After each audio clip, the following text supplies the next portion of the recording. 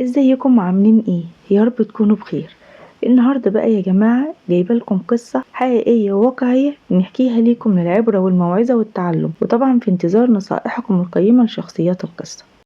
قصتنا النهارده قصه واقعيه على لسان صاحبه القصه بنفسها. صاحبه قصتنا النهارده اسمها شهد، بتحكي وبتقول: انا عندي 23 سنه.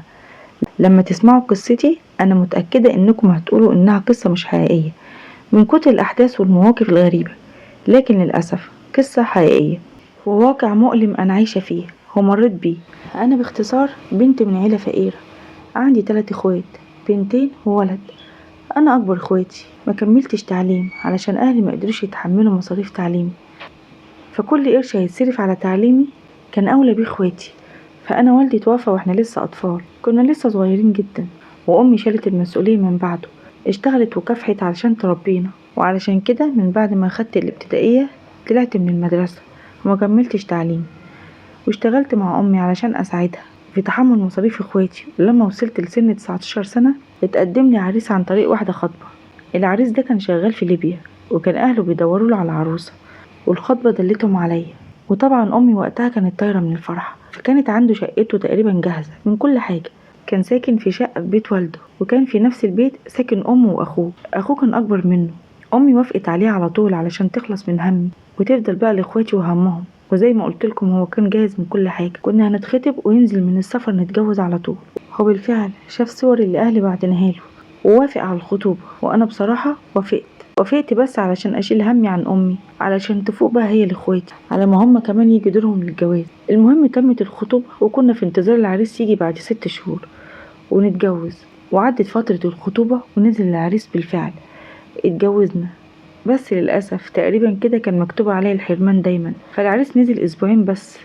أيوة، شهر العسل بقى أسبوعين بس، وبعد كده لازم يسافر تاني. قالولي عشان لو مسافرش ممكن يسيب شغله، ومش هينفع ان هو يسيب شغله في ليبيا، ظروف شغله حكمت عليه ان هو ينزل اجازة اسبوعين بس. ومرت الاسبوعين سافر وانا لسه ما اتعودتش عليه، ما شبعتش منه، واصبح اللي بينا مكالمات شات على التليفون وبس. وقتها كنت عايشة مع حماتي ومع اخو جوزي في نفس البيت. حماتي كانت في الدور الاول، واخو جوزي ومراته في الدور التاني، اما انا في الدور التالت والاخير.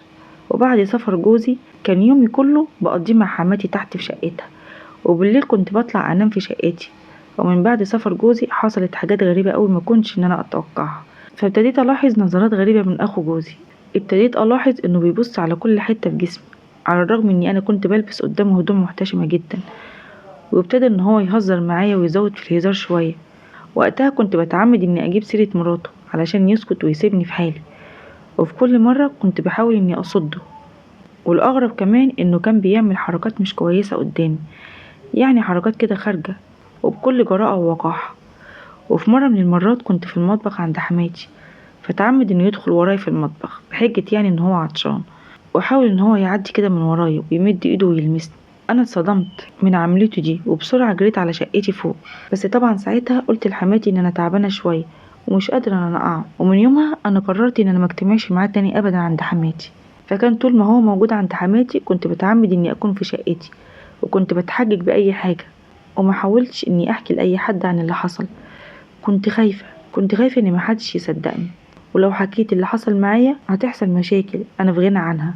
وفضل الوضع ده على كده لحد ما في يوم من الايام كان هو عند حماتي تحت، وانا كالعادة طلعت على شقتي بسرعة لما لقيته جه. وفي اليوم ده انا اتصدمت صدمة كبيرة قوي لما لقيت الباب يخبط على شقتي. ولما فتحت له لقيته هو.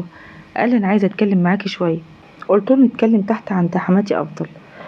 قال لي الصراحة انا عايزة اكلمك في موضوع كده، انا مش عايز حد يعرفه. قلت له خير، في ايه؟ قال لي انا هتكلم على الباب كده وده ينفع؟ قلت له اتفضل. ولما دخل لقيته بيقول لي انا حاسس انك زعلانه مني. قلت له هو يصح اللي انت عملته معايا وقتها؟ قال لي انا هتكلم معاكي بصراحه، انا عارف انك زي اي واحده ست لها احاسيس ومشاعر ومحتاجه الراجل يكون جنبك زي اي ست ما بتحتاج لراجل. وانا عارف انك بتعاني من الحرمان، وخصوصا لما جوزك سابك بعد اسبوعين من جوازك. قلت له معلش نصيبي كده، ومصير اخوك يرجع بالسلام. قال لي بس انت هتقدري تصبري؟ قلت له والله الواحده اللي متجوزتش خالص عايشه وزي الفل، وبعدين انت ما ينفعش تتكلم معايا في حاجات زي كده. قال لي اصل الصراحة من غير ما شفت صورك من غير هدوم والمنظر ده مش راضي يروح من دماغي، وخصوصا وانتي بقميص النوم الاحمر. انا وقتها اتصدمت وكأني اتشليت، وقلت له صور ايه وشفتها فين؟ قال لي صورك اللي كانت على تليفونك. قلت له شفتها ازاي؟ قال لي لما كنت بكلم جوزك من تليفونك، وعلى فكرة صورك دي معايا. وطلع الصور من على تليفونه وورهاني. قلت له انت ازاي تعمل كده؟ قال لي انا عايز اشوفك وانت لابسه القميص ده تاني. قلت له انت قليل الادب وسافل، انا هقول لحماتي على اللي انت بتعمله ده. قال لي بس اهدي كده وعقلي، انا عايزك في الحلال. انا استغربت كده وقلت له حلال ايه؟ انت تقصد ايه؟ ووقتها طلب مني اغرب طلب ممكن تسمعوه في حياتكم. قال لي انا هكتب عليكي ونتجوز عرفي وتبقي ليا وقتها لحد ما اخويا يرجع من السفر، وده علشان تحافظي على نفسك وتصوني نفسك وما تبصيش بره. قلت له انت اكيد اتجننت، لا شرع ولا دين يقول كده. قال لي لا، قانونا لا يجوز انما شرعا يجوز، علشان تصوني نفسك. وبعدين انت جسمك فاير واكيد جواكي نار قايده. وابتدى ان هو يحاول يحاسس على جسمي ويتهاجم عليا. انا ما دريتش بنفسي غير وانا بصرف في وشه وطردته بره، وقلت له انا هصوت وهقول ان انت بتتهجم عليا. قال لي بغضب كده انا خارج، بس اعملي حسابك لو ما عقلتيش انا هقول للكل انك انتي اللي بعتيلي الصور دي، وشوفي مين هيصدقوه بقى، ويشوفي هيصدقوني انا ولا هيصدقوكي انتي.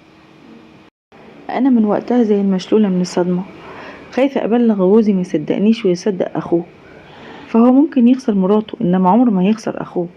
وكمان حماتي اكيد هتصدق ابنها وتكذبني انا، لو قعدت في بيت ابويا اكيد مش هيسيبني في حالي، وهبقى حمل على امي الغلبانة. انا مش عارفة اعمل ايه، ارجوكم اي حد عنده حل ياريت يقولي عليه، وازاي يبعدوا عني من غير ما اي حد يحس.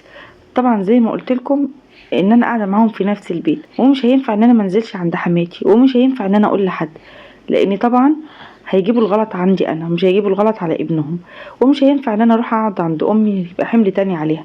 ويا ريت برضو تقولوا لي ازاي امسح الصور من عنده على التليفون، لان بجد خدها من غير ما احس.